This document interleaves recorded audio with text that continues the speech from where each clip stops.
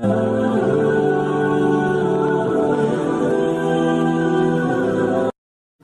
40 نووی کی جو حدیث ہم پڑھ رہے ہیں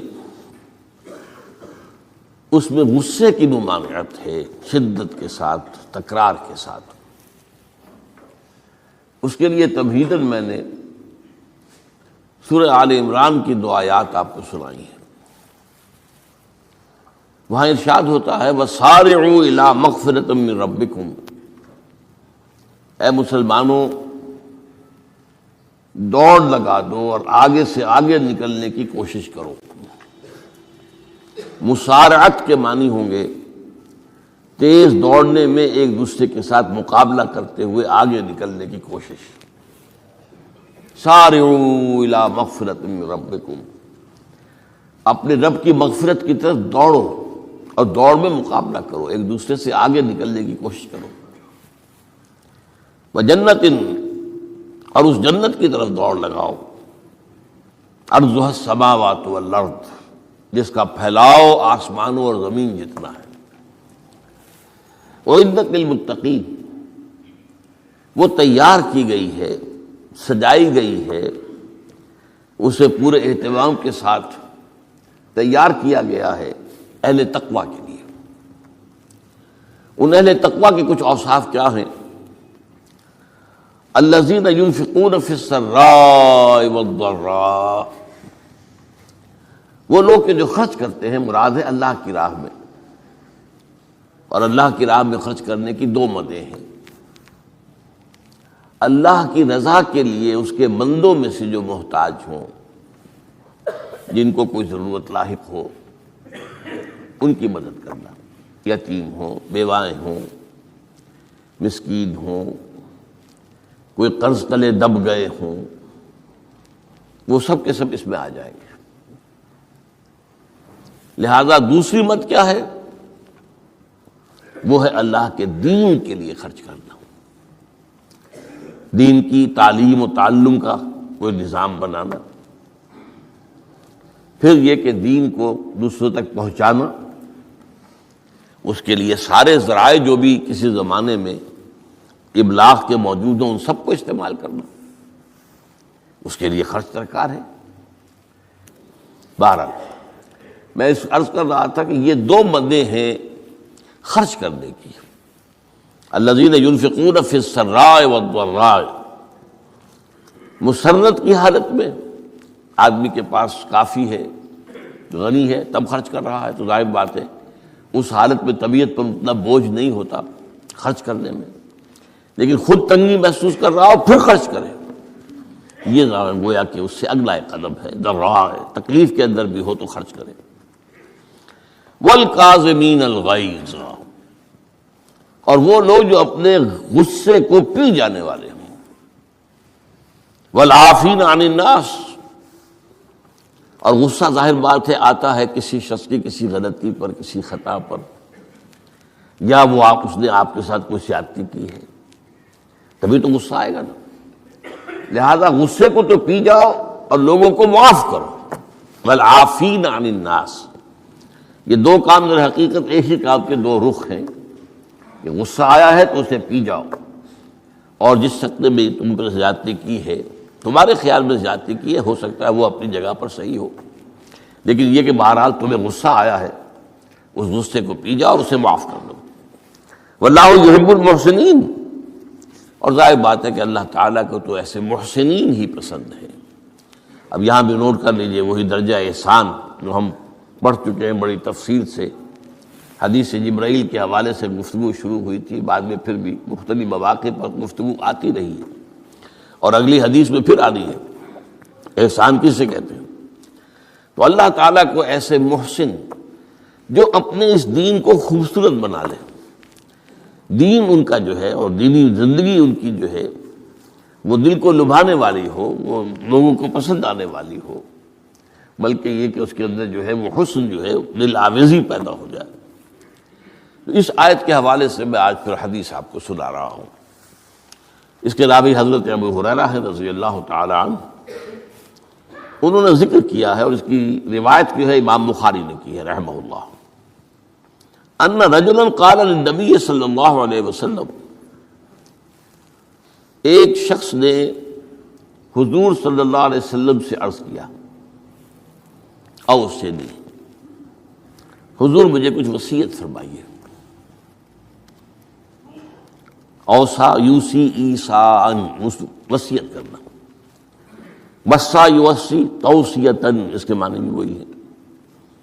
وصا یوصی کے معنی ہو جائیں گے تدریجاً، مسلسل وصیت کرتے رہنا، نصیحت کرتے رہنا۔ اور ایک ہے، ایک مرتبہ آپ نے ایک بات کہہ دی ہے، اوصنی، مجھے وصیت فرمائیے، مجھے نصیحت فرمائیے۔ قال لا تغضب، آپ نے ایک ہی بات فرمائی، غصہ نہ کیا کرو، مغلوب الغضب نہ ہو جایا کرو، کہ غصہ آئے اور تم پر چھا جائے، تمہارے اوپر اپنا غلبہ کر دے۔ فردد مرارا، اب اس شخص کے دل میں شاید کوئی اور بات تھی، اس نے پھر پوچھا، اوصنی حضور، بس کیجیے وصیت مجھے۔ آپ نے پھر فرمایا لا تغضب، پھر پوچھا، وہ تکرار کرتا رہا اور حضور نے بھی ہر مرتبہ وہی بات کہی۔ اب اس سے اندازہ ہو جاتا ہے کہ یہ بات کتنی اہم ہے۔ پہلی بات تو میں آپ کو یہ بتا دوں کہ غصہ آ جانا کوئی غیر فطری بات نہیں ہے، غصہ اللہ تعالیٰ نے انسان میں رکھا ہوا ہے۔ البتہ غصے کے اعتبار سے حضرت حسن، غالباً حسن بصری رحمہ اللہ، ان کا ایک قول بڑا حکیمانہ ہے، بہت حکیمانہ ہے۔ وہ فرماتے ہیں کہ ایک انسان تو وہ ہوتا ہے جو پورا انسان ہوتا ہے، مکمل انسان ہوتا ہے، ایک ہوتا ہے نصف رجل، آدھا انسان، وہ انسانیت کے معیار پر پورا نہیں اترتا، ہاں نصف تک آ جاتا ہے۔ اور ایک انسان ہوتا ہے لیس برجل، وہ انسان ہوتا ہی نہیں، وہ حیوان ہوتا ہے۔ پورا انسان وہ ہے جسے غصہ دیر میں آئے اور جلدی رفع ہو جائے، اور آدھا انسان وہ ہے جسے غصہ جلدی آئے لیکن جلدی رفع بھی ہو جائے، یا دیر میں آئے تو دیر میں رفع ہو، یہ دونوں برابر ہو جائیں گے۔ جلدی غصہ آیا، جلدی ختم بھی ہو گیا، دیر میں آیا، دیر لگا دی جانے میں بھی۔ اور جو شخص سرے سے انسانیت کا مستحق ہی نہیں کہ اسے انسان مانا جائے، اسے غصہ جلدی آ جائے اور دیر میں جائے، تو وہ اصل میں پھر انسان نہیں ہے، وہ اخلاقی اعتبار سے پورا انسان کہلانے کا مستحق نہیں ہے۔ تو غضب کے اعتبار سے یہ تین درجے جو ہیں وہ سامنے رہنے چاہیے۔ پھر مزاجوں کی بات بھی ہوتی ہے، اللہ تعالیٰ نے مختلف مزاج بنائے ہیں۔ بعض طبائع کے اندر جمال کا عنصر زیادہ ہوتا ہے، جمالی شخصیت، خوبصورت شخصیت طبعاً۔ بعض جلالی مزاج کے لوگ ہوتے ہیں، ہمارے بزرگوں میں بھی ہوتا ہے، دیندار لوگوں میں بھی ہوتا ہے، یہاں تک کہ نبیوں میں بھی ہے۔ حضرت موسیٰ علیہ السلام جلالی طبیعت کے آدمی تھے، آپ کو معلوم ہے، ان کے واقعات تو ہمارے سامنے ہیں جو قرآن میں موجود ہیں۔ ایک قبطی کا اور ایک اسرائیلی کا جھگڑا ہو رہا تھا، اس اسرائیلی نے مدد مانگی تو حضرت موسیٰ نے ایک مکہ لگایا ہے اس قبطی کو اور اس کی جان نکال دی۔ تو ان کے غضب کا، ان کی جلالی طبیعت کا یہ عالم ہے۔ اور اس کا سب سے بڑا نقشہ جو قرآن مجید میں آتا ہے کہ جب اللہ تعالیٰ نے جب ہجرت ہو گئی اور مصر سے حضرت موسیٰ علیہ السلام اپنی قوم کو لے کر، بنی اسرائیل کو لے کر نکل آئے، دریا یا سمندر بھی اللہ نے پار کرا دیا، سمندر کو یا دریا کو پھاڑ کر، اس کے بعد وہ مرحلہ آیا کہ انہیں اب شریعت دی جائے، اس لیے کہ اصل میں ہجرت کے بعد پھر شریعت آتی ہے۔ ہجرت سے پہلے کا وقت جو ہے وہ تو ایک کشاکش کے اندر گزرتا ہے، جیسے کہ 12 برس حضور کے مکے میں ہے، ایک کشاکش ہے جسے ہم عام طور پر کشمکش کہہ دیتے ہیں، ایک سٹرگل ہے، اس میں مصیبتیں ہیں، تکلیفیں ہیں، ماریں کھائی جا رہی ہیں وغیرہ وغیرہ۔ تو ابھی کسی تفصیلی شریعت کے لیے جانے کا موقع نہیں تھا۔ نماز بھی جا کر 5 وقتہ جو ہے وہ سن 1190 میں فرض ہوئی ہے، یعنی آپ سمجھئے کہ ہجرت سے 1 ڈیڑھ سال پہلے اس کے علاوہ زکوٰۃ کا کوئی نظام ابھی باقاعدہ کہ یہ اتنے میں سے اتنا کوئی نہیں. ہاں عام طور پر لفظ زکوٰۃ استعمال ہوا ہے. اپنے مال کو پاک کرو، پاک کرتے رہا کرو، مال میں سے صدقہ خیرات نکالتے رہا کرو، اس سے وہ مال پاک ہو جاتا. تو اسی طریقے سے جو ہجرت آئی حضور پر، جو ہجرت کے بعد شریعت نازل ہوئی مدینہ منورہ میں، اور دورہ ترجمہ قرآن میں یہ بات واضح میں کر دیا کرتا ہوں کہ اس شریعت کا بلو پرنٹ جو ہے، یہ لفظ آپ میں سے بہت سے حضرات جانتے ہوں گے، کوئی عمارت بنانی ہو تو اس کا جو نقشہ بنتا ہے پہلا وہ ایک نیلے کاغذ پر بنتا ہے، بلو پرنٹ. تو بلو پرنٹ جو ہے اس شریعت محمدی علیہ صاحب الصلاۃ والسلام کا، وہ سورہ بقرہ میں تیار ہو گیا. پھر اس میں جو تفاصیل کے اور پورے جو خد و خال آئے ہیں وہ پھر سورہ نساء اور سورہ مائدہ اس کی تکمیل کی صورت. بہرحال جب حضرت موسیٰ کو اب اللہ تعالیٰ نے طلب کیا 40 دن کے لیے کوہ طور پر، اس کو ہم چلہ بھی کہہ سکتے ہیں، 40 روز کی اللہ تعالیٰ نے ان سے ریاضت کروائی، مشقت، روزہ اور یہ کہ عبادت اور ذکر الہی. اس کے بعد انہیں اللہ نے تورات عطا فرما دی.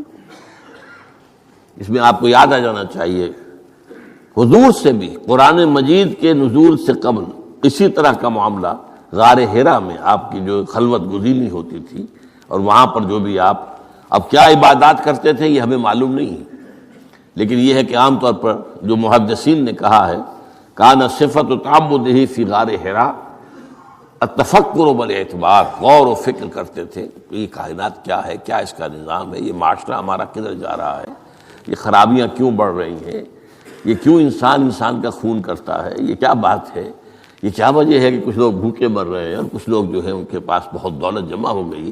یہ غور و فکر جو ہے تو یہ آپ کا رہا ہے بہرحال. لیکن یہ کہ تخلیہ اور غار میں آپ کا قیام یہ اپنی جگہ پر ثابت ہے. تو اسی طریقے سے وہاں 40 دن کا معاملہ ہوا حضرت موسیٰ علیہ السلام کے ساتھ.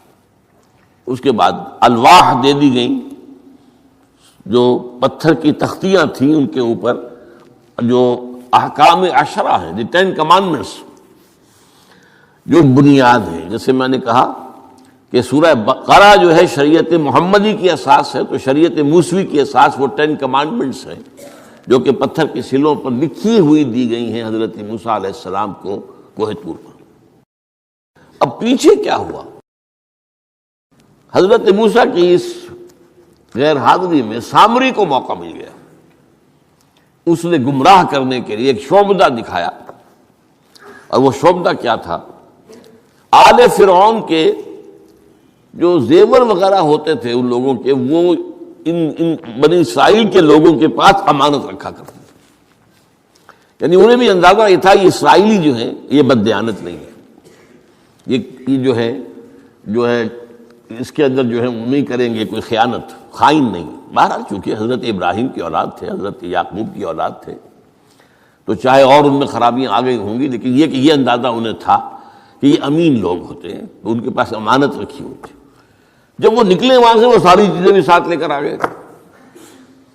اس کو کہا اس نے سامری نے کہ یہ پھینک دو، یہ تو نجس ہے، تمہارے لیے جائز نہیں. اس حد تک تو بات ٹھیک ہوئی.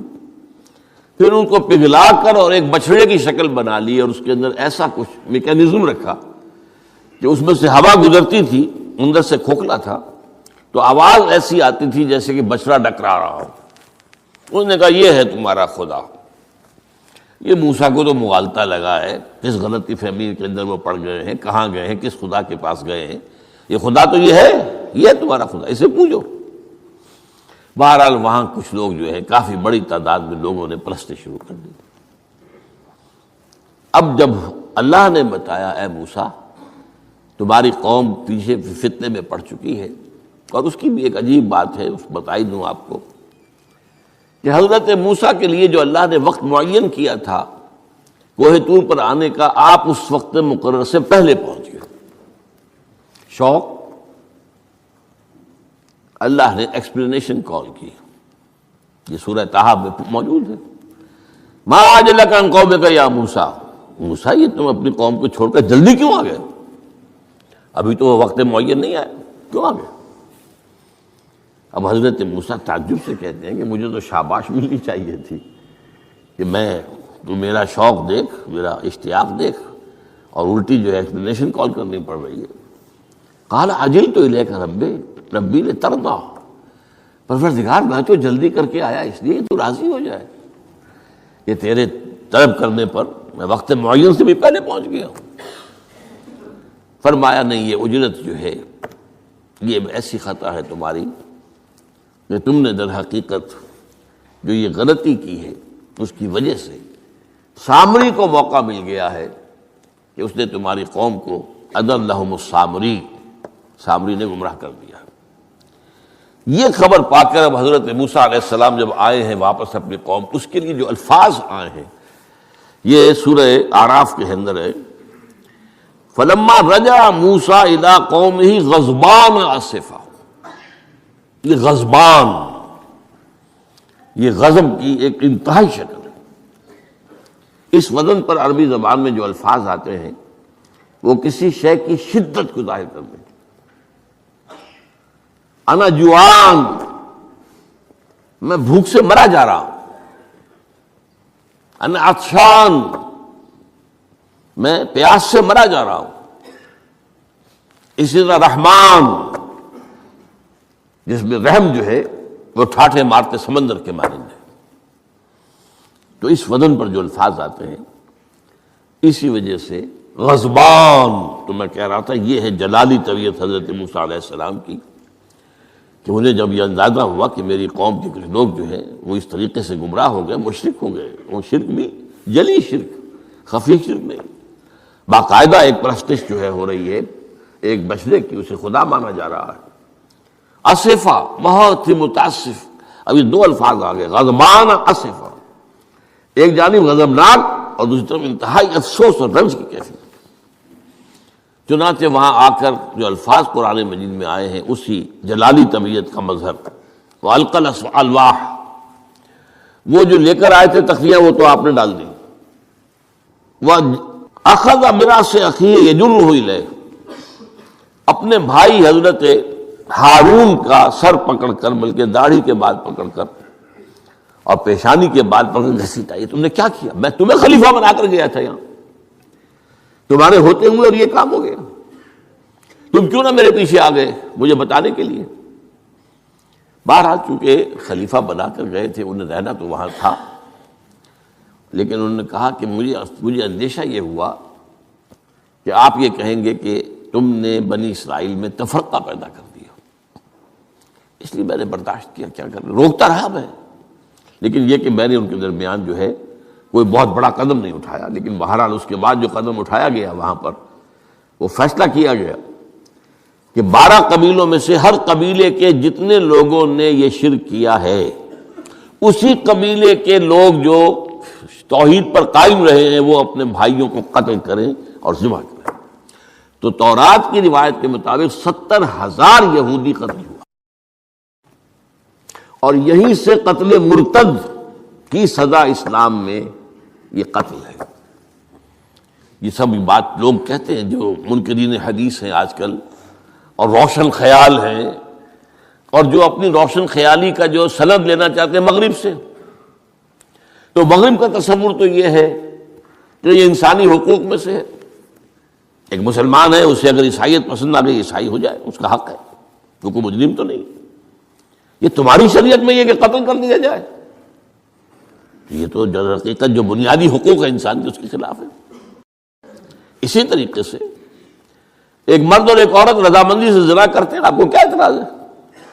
جو ان کا حق ہے، ہاں مائنر نہ ہو، چھوٹے نہ ہو، نابالغ سے زنا نہ کیا گیا ہو، جبر نہ کیا جائے، جبر کریں گے تو مجرم ہو جائیں گے، لیکن اگر رضا کے ساتھ باہمی رضامندی سے وہ کرتے ہیں یہ زنا تو کوئی جرم نہیں ہے، ان کی مرضی ہے۔ تو یہ سارا تصور جو ہے حقوق انسانی کا جس طرح کا ایک مبالغہ آمیز تصور دنیا میں ہو گیا ہے، اس کی روح سے ہمارے ہاں بھی جو لوگ ہیں جو انہی کو ماڈل بنا رہے ہیں اب، تو وہ کہتے ہیں کہ قرآن میں کہاں ہے مرتد کی سزا، اس طرح قرآن میں کہاں رجم کی سزا؟ تو یہ جان لیجئے کہ یہ دونوں سزائیں حضور نے اپنی سنت کے ذریعے سے نافذ کی ہیں، لیکن اخذ کی ہے تورات سے۔ ظاہر بات ہے کہ حضور سے پہلے جو شریعت موسوی تھی وہ لاگو تھی، یہودیوں کے لیے شریعت موسوی تھی، آج تک بھی ہے۔ عیسائیوں کے لیے بھی حضرت مسیح یہی کہہ کر گئے تھے کہ یہ نہ سمجھنا کہ شریعت موسوی کو ختم کرنے آیا ہوں میں۔ Law of Moses, don't think I have come to destroy law, this law of Moses will be applicable to you. وہ تو سینٹ پال نے ختم کیا، اور آج کی عیسائیت جو ہے یہ عجیب مذہب ہے جس میں کوئی قانون ہے ہی نہیں۔ لیکن یہ کہ اسلام میں بہرحال انسانی حقوق کے بھی حدود ہیں، ان حدود کے اندر انسانی حقوق ہوں گے۔ ہاں، اگر آپ مسلمان ہیں اور آپ کو کوئی اور پسند آ گیا، آپ مسلمان ملک کو چھوڑ دیجیے، دارالاسلام کو چھوڑ دیجیے، بات چلے جائے گی۔ لیکن یہ ہے کہ دارالاسلام میں رہتے ہوئے آپ کو اختیار نہیں ہے۔ اس کی وجہ ہے کیونکہ اسلامی ریاست کی بنیاد ایک نظریے پر ہے، وہ نسل پر نہیں ہے، وہ رنگ پر نہیں ہے، وہ زبان پر نہیں ہے، نظریے پر۔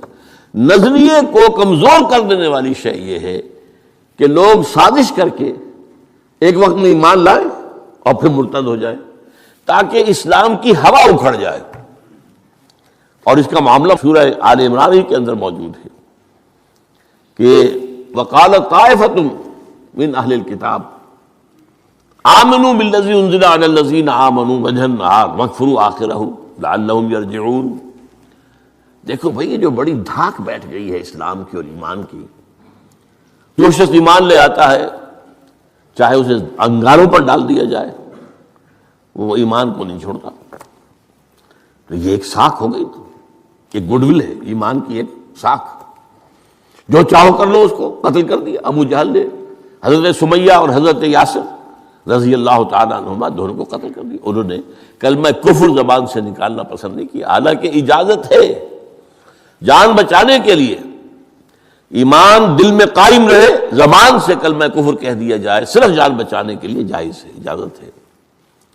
چنانچہ حضرت سمیہ اور حضرت یاسر کے بیٹے عمار نے جان بچانے کے لیے کلمہ کفر کہا، اور پھر ان پر شدید پشیمانی طاری ہوئی، لیکن حضور نے انہیں اطمینان دلایا کہ نہیں، اس کی بھی اجازت ہے۔ باقی جو مقام تمہارے والدین نے حاصل کیا وہ تو بہت مقام ہے، لیکن وہ عظیمت اپنی جگہ، یہ رخصت بھی اپنی جگہ، دین کا ایک حصہ ہے۔ بہرحال سازش کیا کی؟ آمنوا بالذی انزل علی الذین آمنوا وجہ النہار، ایسے کرو کہ صبح کے وقت تو ایمان لے آؤ، اے لوگو، اے مسلمانوں، جو کتاب تم پر نازل ہوئی ہم بھی ایمان لاتے ہیں، ہم بھی مومن ہو گئے۔ دن بھر رہو، اب اس میں یہ اضافے میرے ہیں، ذرا حضور کے قریب رہو، صحبت قریب سے، تاکہ لوگ دیکھ لیں یہ دن بھر حضور کی صحبت میں رہے ہیں، قریب رہے ہیں۔ شام کو کافر ہو جاؤ، مرتد ہو جاؤ، یہ دیکھ لیا ہم نے، یہ تو دور کے ڈھول سہانے ہیں، ہم نے اندر جا کر دیکھ لیا، کوئی بات ہے ہی نہیں، کوئی خاص بات نہیں۔ اس سے کیا ہوگا؟ لعلہم یرجعون، کچھ نہ کچھ لوگ ضرور جو ہے وہ متزلزل ہو جائیں گے۔ آخر سب لوگ تو برابر کے نہیں ہوتے، نہ ہر زن نست و نہ ہر مرد مرد، کمزور ایمان والے لوگ بھی تو تھے نا آخر، اور ان سے بھی نیچے منافقین بھی موجود تھے۔ لیکن کمزور ایمان والوں کے دل کے اندر بھی خدشہ پیدا ہوا ہوگا، وسوسہ اندازی کا شیطان کو موقع مل گیا کہ بھائی کوئی بات دیکھی ہوگی نا، انہوں نے بڑے بھلے لوگ تھے، بڑے اچھے لوگ تھے، بڑی نیک نیتی سے ایمان لائے تھے، اور حضور کی صحبت میں اور محفل کے اندر بڑے مؤدب ہو کر بیٹھے رہے تھے، بڑی توجہ سے انہوں نے حضور کا کلام سنا تھا، تو آخر کوئی بات تو ہوگی نا جو دیکھی ہے انہوں نے، تبھی تو وہ جو ہے وہ اسلام کو چھوڑ کر چلے گئے۔ اس فتنے کا سد باب کرنے کے لیے قانون بنا ہے، جو اسلام لائے دیکھ بھال کر لائے، اس لیے کہ ظاہر بات ہے کہ یہ تو اب ایک وادی، اس کے اندر قدم رکھنا ہے جس میں مشکلات بھی آئیں گی، تکالیف بھی آئیں گی، لیکن یہ کہ بہرحال اس سے رجوع کرنے کا پھر حق نہیں ہوگا۔ اسلام اگر چھوڑو گے تو قتل کیے جاؤ گے۔ یہ کنڈم کرنا اس کو شریعت اسلامی کے خلاف بغاوت ہے، قرآن میں نہیں ہے، لیکن از روئے قرآن تورات پر بھی لفظ قرآن کا اطلاق ہوتا ہے۔ چنانچہ مکے کے کفار اور مشرکین کا قول نقل ہوا ہے، قالوا لن نؤمن بهذا القرآن والذی بین یدیہ، انہوں نے کہا نہ تو ہم اس قرآن پر ایمان لائیں گے جو محمد پیش کر رہے ہیں، اور نہ اس قرآن پر جو ان سے پہلے ہے۔ تو تورات کو بھی ایک معنی میں قرآن کا لفظ جو ہے اس کا اطلاق ہوتا ہے۔ تو حضور صلی اللہ علیہ وسلم نے یہ دو سزائیں جو ہیں، قتل مرتد اور رجم کی سزا بھی، ظاہر بات ہے قرآن میں نہیں ہے، ہم مانتے ہیں قرآن میں نہیں ہے، لیکن شریعت جو ہے وہ صرف قرآن پر مبنی نہیں ہے۔ بس یہ بات ایک اصول موٹی، شریعت کی دو بنیادیں مستحکم ہیں، مستقل بالذات ہیں، انڈیپینڈنٹ آف ایچ ادر، کتاب اللہ و سنت رسول صلی اللہ علیہ وسلم، اللہ کی کتاب اور اللہ کے رسول کی سنت، صرف قرآن نہیں ہے۔ یہ اہل قرآن جو بھی کہلاتے ہوں، جن کو منکرین حدیث کہنا چاہیے، جو یہ قرآن مجید کو ہی سمجھتے ہیں کہ بس یہی بہت کافی ہے، اس کی پھر تعبیریں جو کرتے ہیں، ان میں سے دو آدمی بھی نماز پر متفق نہیں۔ نماز کتنی ہوں گی، نماز ہے بھی کہ نہیں، صلاۃ کے معنی نماز ہے بھی کہ نہیں، متفق نہیں، کیسے ہوں گے؟ جو سنت رسول سے معین ہوا ہے، صلو کما رأیتمونی اصلی، نماز پڑھو جیسے مجھے دیکھتے ہو میں نماز پڑھتا ہوں، سارا معاملہ تو اس سے ہے۔ تو بہرحال اس اعتبار سے یہ جو میں نے آپ کو حضرت موسیٰ علیہ السلام کا معاملہ بتایا، تو اس میں ایک بات قائم کرنا چاہتا ہوں آپ کے ذہن میں کہ غضب کب آتا ہے انسان کو، غصہ کب آتا ہے؟ کسی نہ کسی حمیت پر زد پڑتی ہے تو غصہ آتا ہے، یا تو حمیت ذات ہے، آپ نے محسوس کیا میری ذات کے اوپر جو ہے حملہ کیا گیا ہے، میری شہرت پر، میری عزت پر، لہذا غصہ ہے، یا یہ کہ میرے خاندان پر کوئی حرف لایا گیا ہے، بے حرمتی کی گئی ہے، یا میری قوم اور وطن پر، اور یا اللہ کے دین پر، تو اس میں حمیت دینی پر غصہ آنا یہ ظاہر بات ہے کہ مستثنیٰ ہو جائے گا ان غصوں سے جو حمیت ذاتی پر آیا ہے، یا حمیت عائلی پر آیا ہے، یا حمیت قومی و وطنی پر آیا ہے۔ لیکن یہ کہ اللہ کے دین کے معاملے میں غضبناک ہو جانا، اس میں ظاہر بات ہے کہ فرق پڑ جائے گا بنیادی طور پر۔ تو حضرت موسیٰ کا غصہ جو آیا ہے وہ اس پر آیا ہے کہ میری قوم، یہ وہ لوگ جنہوں نے 9 جو ہے معجزے وہ تو مصر کے اندر رہتے ہوئے دیکھے، وَلَقَدْ آتَيْنَا مُوسَىٰ 9 آیات بینات، سورہ بنی اسرائیل میں ہے 9 معجزے، شروع میں 2 تھے پھر آتے چلے گئے، اور پھر اتنے بڑے بڑے معجزے دیکھے، سب سے بڑا معجزہ سمندر کا پھٹ جانا، اور اسی صحرائے سینا کے اندر اس پڑاؤ جو ڈالا ہے کوہ طور پر، اس سے پہلے من و سلویٰ کا نزول ہوا ہوگا، ایک چٹان سے 12 جو ہے چشمے بھی پھوٹے ہیں، یہ سب کچھ دیکھا، تب حال یہ ہے اس کا۔ تو اس پر غصے کا آنا، غضبناک ہو جانا، یہ گویا کہ بالکل معقول ہے، قرین قیاس ہے۔ اس میں بھی ایک اور مثال ہے اللہ کے رسولوں میں سے، انہیں بھی حمیت دینی پر غضبناک ہوئے اور انہیں غصہ آیا شدید، وہ حضرت یونس علیہ السلام تھے۔ وَظَنُّونَ إِذْ ذَهَبَ مُغَاضِبًا وَظَنَّ أَن لَّن نَّقْدِرَ عَلَيْهِ، نینوا ایک شہر ہوتا تھا عراق کے شمال کے اندر، وہاں یہ بھیجے گئے تھے رسول بنا کر، انہوں نے دعوت دی، جو بھی تلقین، نصیحت، تبلیغ، حق ادا کر دیا، قوم ایمان نہیں لائی، کفر پر اڑی رہی۔ اس کے بعد یہ غضبناک ہو کر، اب یہ غضب جو ہے یہ دین کا غضب ہے، اپنی قوم کو چھوڑ کر چل دیے، لیکن یہاں ایک خطا ہو گئی ان سے۔ حضرت موسیٰ سے خطا کیا ہوئی تھی کہ وقت معین سے پہلے پہنچ گئے، فَإِنَّا قَدْ فَتَنَّا قَوْمَكَ مِن بَعْدِكَ، اس کی سزا مل گئی۔ یہاں غلطی کیا ہوئی کہ رسول جو قوم کی طرف بھیج دیا جائے، جس قوم کی طرف یا جس شہر کی طرف یا جس علاقے کی طرف، جب تک ایکسپریس پرمیشن اللہ کی نہ آ جائے، رسول جگہ چھوڑ کر نہیں جا سکتا۔ یہاں یہ ہے کہ وہ اتنے غضبناک ہو گئے کہ یہ بات جو ہے یہ ذہن کے سامنے نہ رہی، اور آپ اپنی قوم سے ناراض ہو کر، یہ بدبخت قوم جو ہے اب یہ تو ہلاک ہو کر ہی رہے گی، تو یہ چھوڑ کر چلے گئے، یہ غلطی ہوئی۔ چنانچہ آپ کو یاد بھی آ گیا ہوگا کہ جب ہجرت مدینہ کی اجازت آ گئی ہے اللہ کی طرف سے عام صحابہ کے لیے، تو آپ نے کہہ دیا چلے جاؤ مدینے جاؤ، آپ خود نہیں گئے، جب تک کہ ایکسپریس پرمیشن، واضح طور پر، معین طور پر آپ کے لیے اجازت نہیں آ گئی، اس وقت تک آپ نے مکے سے سفر نہیں کیا۔ حضرت، یہ واقعہ سیرت کا مشہور واقعہ ہے، حضرت ابوبکر صدیق رضی اللہ تعالیٰ عنہ نے 2 اونٹنیاں تیار کی تھی کہ لمبا سفر ہے اور تیز جانا ہوگا، ہم جب جائیں گے تو ظاہر بات ہے پیچھا کیا جائے گا، تعاقب ہوگا، تو اچھی فربا اونٹنیاں ہوں، تو انہیں خوب کھلا پلا کر تیار کیا تھا اور حضور کو بتایا نہیں تھا۔ اب منتظر تھے، حضور کیا اجازت آ گئی؟ نہیں، ابھی نہیں آئی۔ پھر پوچھا اجازت آئی؟ حضور نہیں آئی۔ اب حضرت عائشہ فرماتی ہیں، اور نکاح میں آ چکی تھی حضور کے، لیکن تھی ظاہر بات ہے کہ 6 سال کی عمر میں نکاح ہو گیا تھا، 9 سال کی عمر میں وداعی ہوئی ہے بعد میں مدینے میں جا کے۔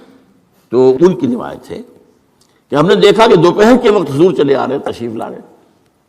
اب یہ بات بڑی غیر معمولی تھی، عرب میں یہ جو وقت ہے قیلولے کا، ظہر اور عصر کے درمیان، اس میں بازار بھی بند ہو جاتے ہیں، آفیسز بند ہو جاتے ہیں، اور یہ کہ کسی کے گھر آنا جانا، اللہ یہ کہ آپ کو کھانے پر بلایا ہو دوپہر کے بعد دوسری ہے، ایک آنا جانا نہیں ہوتا، وزٹ نہیں ہوتی۔ تو بڑے حیران ہوئے ہم، تو حضور نے اپنا ذرا چہرہ وغیرہ چھپایا ہوا بھی ہے اپنے رومال میں، تشریف لائے اور آ کر کہا کہ میں اندر آنا چاہتا ہوں۔ حضرت ابو تشریف لائیے، یہ تو آپ کی، اب ظاہر بات ہے حضرت عائشہ سے نکاح تو ہو چکا تھا، وہ تو اب محرم تھی، یہاں کوئی نامحرم نہیں ہے، آپ آئیے۔ آ کر آپ نے کہا کہ ابو بکر اجازت آ گئی ہے۔ اب حضرت ابو بکر کی خوشی کا ٹھکانہ نہیں تھا، دل میں سوچتے تھے کہ اب مجھے شاباش ملے گی۔ عرض کیا حضور میں نے 2 اونٹنیاں تیار کر رکھی ہیں، خوب کھلا پلا کر فربا کیا ہے، تیار کیا ہے۔ حضور نے تھوڑا سا توقف فرمایا، اچھا میں 1 اونٹنی میں استعمال کروں گا، لیکن میں اس کی قیمت ادا کروں گا۔ حضرت ابوبکر رو پڑے کہ حضور کیا مجھ سے بھی مغایرت ہے؟ میں نے اپنے جان و مال میں سے کون سی چیز آپ سے بچا کر رکھی؟ سارا مال آپ پر خرچ کر چکا ہوں۔ آپ نے اشارہ کیا حضرت عائشہ کے بارے میں، تو ایک مرتبہ پوچھا ہے کہ وہ تو آپ کی بھتیجی ہے، کیسے آپ کے کا نکاح ہو؟ کہ وہ دینی معاملہ ہوتا ہے، میں تم میرے دینی بھائی ہو، یہ کوئی سلبی بھائی تو نہیں ہو۔ بس اتنا کہنے کی دیر تھی، بیٹی پیش کر دی۔ تو میں نے اپنی کون سی چیز کو آپ سے بچا کر رکھا؟ یہ ان کے الفاظ نہیں ہے، یہ میں ان کے جذبات کی تعبیر اپنے الفاظ میں کر رہا ہوں، لیکن یہ واقعہ میں آتا ہے کہ رو پڑے۔ تو بہرحال یہ جب تک ایکسپریس پرمیشن نہیں آتی اس وقت تک رسول نہیں جا سکتا۔ حضرت یونس چھوڑ کر چل دیے، وَظَنُّونِ الذَّهَبَ مُغَاضِبًا، مغاضب وہی غضبناک، تو اس کو اللہ تعالیٰ نے پکڑا، اس لیے کہ یہ غلطی ایسی تھی کہ جس کے اوپر پکڑ ہوگی۔ یہ تو کار رسالت کے اندر جو اس کی شرائط ہیں ان میں سے ایک شرط کے اندر کمی ہوئی ہے، لہذا پھر وہ آپ کو معلوم ہے کہ وہ مچھلی کے پیٹ میں گئے اور وہاں انہوں نے جو ہے لا الہ الا انت سبحانک انی کنت من الظالمین، تو آپ نے جو بھی وہ استغفار کیا ہے اللہ سے، پھر اللہ نے معاف کیا۔ پھر اس مچھلی نے، ویل مچھلی کوئی ہوگی جو شط العرب میں معلوم ہوتا ہے، شط العرب میں اس نے نگلا ہے، اور شط العرب یہ دونوں دریا جو ہیں فرات اور دجلہ جب عراق کے جنوب میں آ کر ایک ہو جاتے ہیں تو وہ تو گویا کہ چھوٹا سا سمندر بن جاتا ہے، اتنا بڑا وہ شط العرب کہلاتا ہے۔ اس سے ہو کر پھر گلف میں آئے، اور گلف سے ہو کر کہیں مکران کے ساحل پر آ کر اگلا ہے اللہ کے حکم سے اس مچھلی نے حضرت السلام کو۔ اس پر ایک تحقیقی مضمون میثاق میں ایک زمانے میں شائع ہوا تھا، میں اب اس وقت اس کی تفصیل میں نہیں جا سکتا، کہ اس علاقے میں حضرت یونس علیہ السلام کو، اور پھر وہ اس کے ساحل پر پڑے رہے۔ تو معلوم ہوا کہ یہاں پر غضبناک ہو جانا اگرچہ تھا حمیت دینی کی وجہ سے، لیکن وہاں بھی جو بنیاد ہے دین کی اور جو اس کے جو شرائط ہیں ان میں سے کسی کو کراس کرنے کی اجازت نہیں ہے۔ اس میں سے اگر کسی رسول سے بھی ہوا ہے تو پھر یہ کہ اللہ تعالیٰ کی طرف سے گرفت ہوئی ہے۔ اور یہاں یہ نوٹ کرا دوں میں آپ کو، ہم جو مبالغے آمیزی کیا کرتے ہیں نعتوں کے اندر، اور آج کل انتہا ہوئی ہے ٹی وی کے اوپر، بعض چینلز کے اوپر نعتوں ہی نعتیں، نعتیں ہی نعتیں، نعتیں ہی نعتیں، پھر ان کے اندر جو مبالغے ہوتے ہیں۔ حضور نے فرمایا ہے مجھے یونس ابن متہ پر بھی فضیلت مت دو۔ اب یونس ابن متہ وہ ہیں واحد رسول جن سے کچھ خطا ہوئی ہے اور جس پر سزا ہوئی ہے، باقی اور رسولوں میں سے کسی کے ساتھ ایسی بات ثابت نہیں۔ خطا ہوئی ہے حضرت موسیٰ سے بھی، ما عجلک عن قومک یا موسیٰ، لیکن خطا جو ہے اس کی کوئی سزا حضرت موسیٰ کو نہیں ملی۔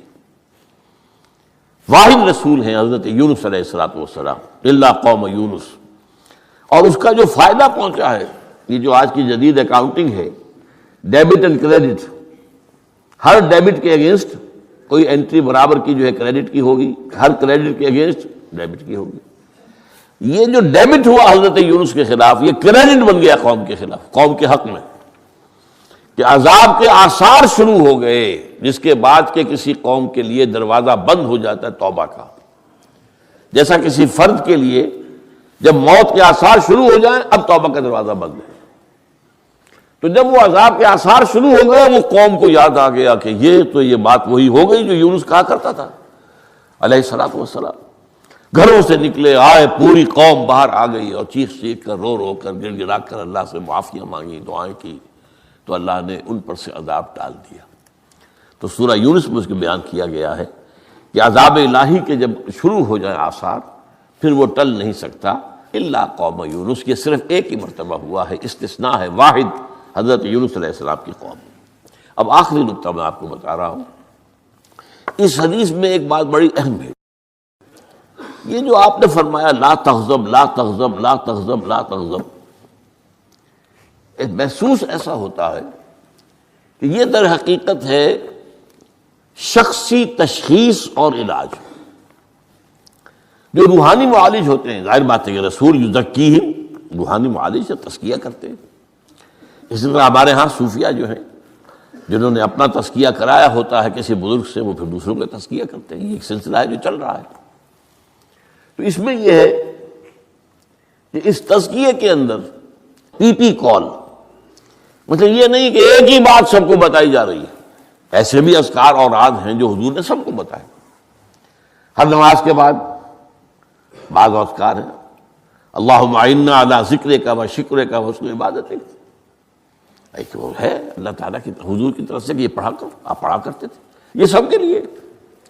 لیکن ایک ہے پرسنل، اس لیے کہ اس روحانی معالج کا کے اندر یہ صلاحیت ہونی چاہیے کہ وہ اشخاص کے اندر جو ذاتی، اب کسی کے اندر کوئی مرض ہے، کسی میں کوئی مرض ہے، کسی کے اندر دولت کی محبت زیادہ ہے، کسی کے اندر غصہ جو ہے وہ بہت تیز ہے، کسی کے اوپر شہوت کا غلبہ بہت زیادہ ہے، تو وہ جو کال ہے وہ ہوگی پرسنل کال۔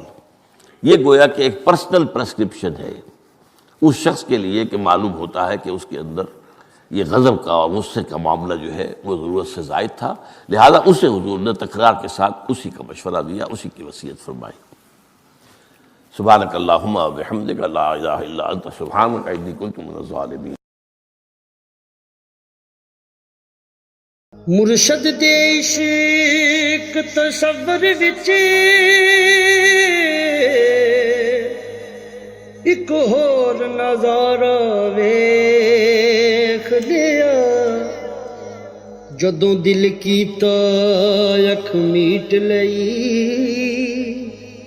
محبوب پیارا ویکھ لیا۔ بڑا شوق سی رب ارنی دا، ایک چلک نہ موسیٰ سہ سکیا، اسی ہتھاں دے وچ ہتھ دے کے سورے دا سارا ویکھ لیا۔ ਅੱਜ ਸਾਹਮਣੇ ਬੈਠ ਕੇ ਮੁਰਸ਼ਦ ਦੇ